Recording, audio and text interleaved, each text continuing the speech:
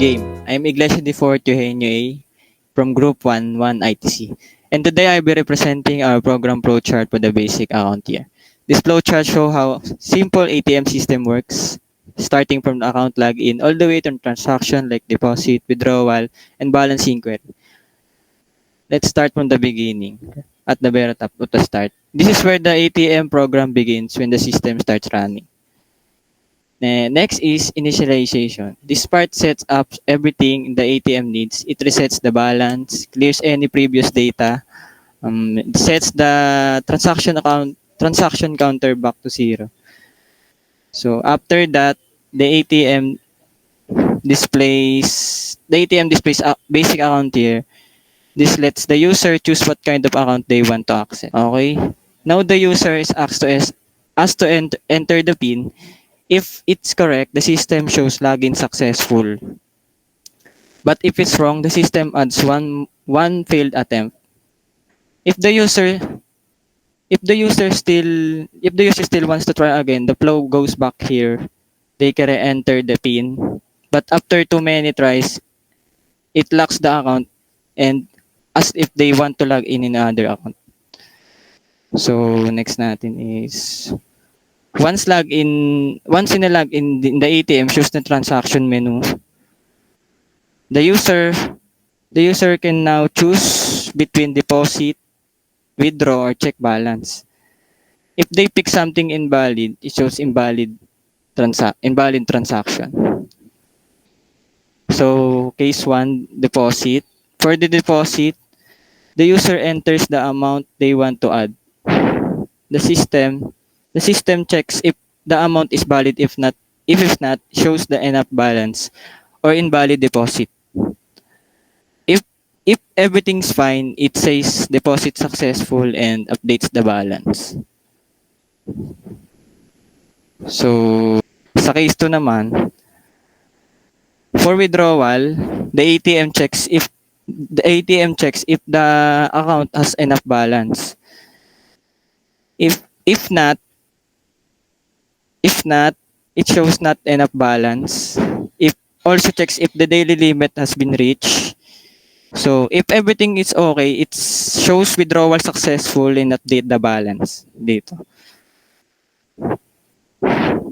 So sa case 3 naman, in check balance, the ATM just displays the user current balance, no changes. If the user enters invalid choice, the ATM shows invalid transaction. And it loop backs to the question, do you want to enter another transaction dito? Para mabigyan ng chance yung user mag-try again siya. At every action, the ATM asks if the user wants to do another transaction. So if yes, the flow loops back to the transaction menu dito.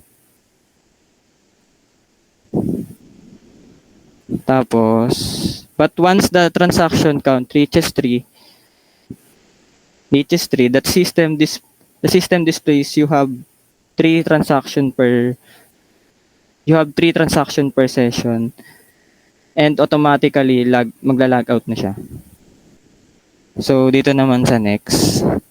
Before mag-ending, the ATM checks if the user wants to log in another account. So kapag yes, maglo-loop back siya dito all the way sa start para mag-start ulit siya. So kapag no naman, end na siya yan. So for the next part, it will be explained by Arcaya. Thank you po. Good day everyone. I'm Ashley Arcaya from 1ITC. I'm here today to present our system flowchart, which detail the step-by-step process of our ATM or banking application. Let's start from very beginning. Start. Everything begins here. We first initialize all the necessary variables like scanner for input, account numbers, PIN, at pati na rin ang login attempt counter. The user is prompt to enter account number. If the account is a premium account, the system checks the number of attempts. If attempts is greater than 3 or 3 times na nagkakamali, the system will display premium account lock and redirect the user to try another account, meaning they have to re-enter account number. If attempt is less than 3 or equal 3, the user proceed to enter PIN.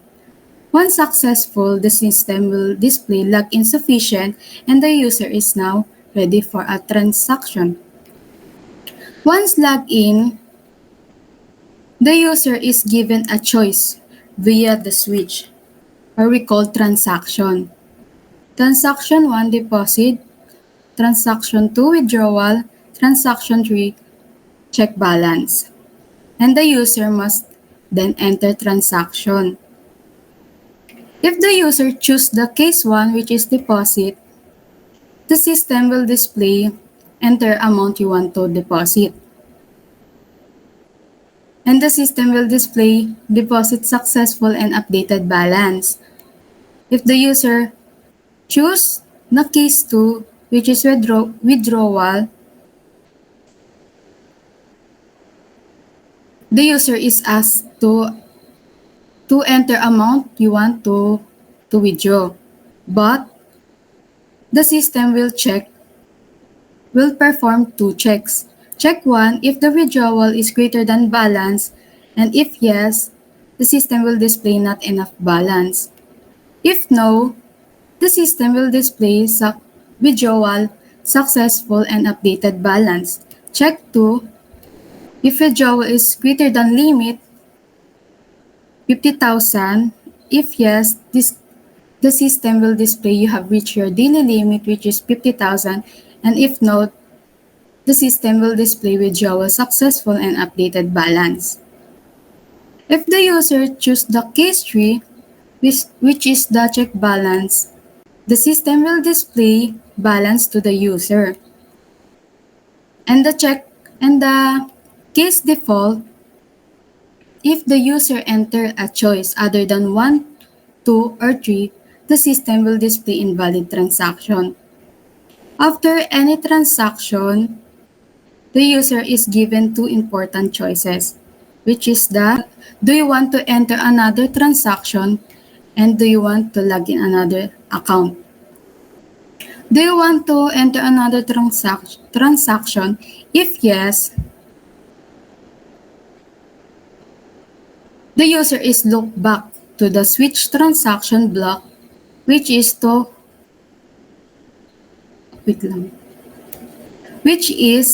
they have to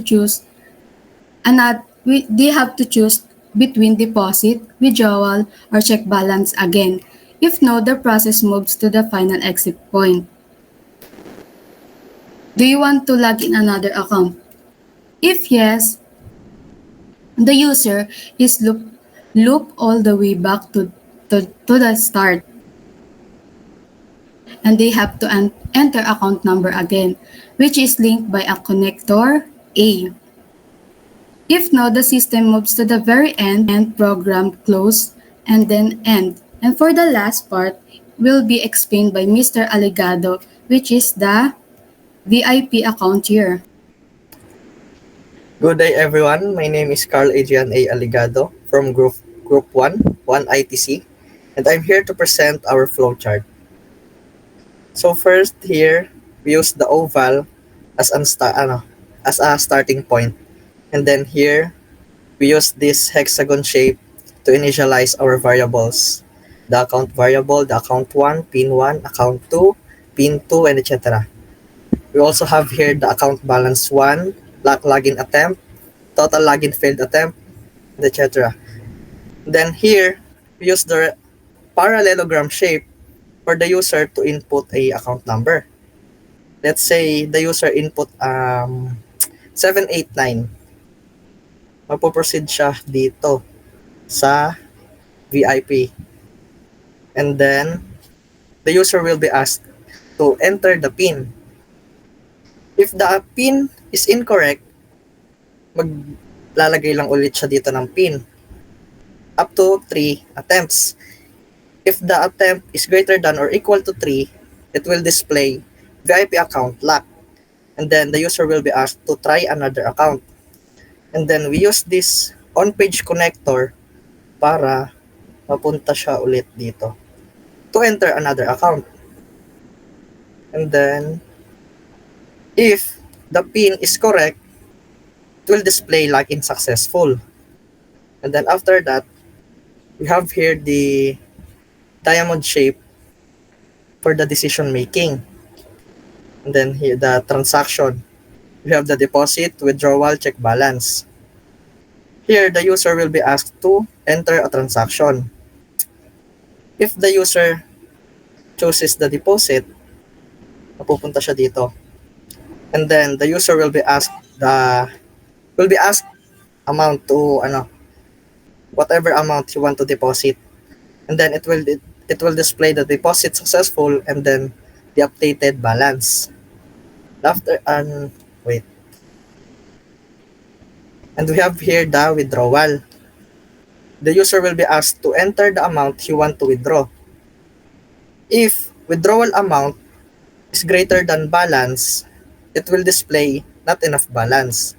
But if withdrawal amount is less than balance, it will display withdrawal successful and then the updated balance.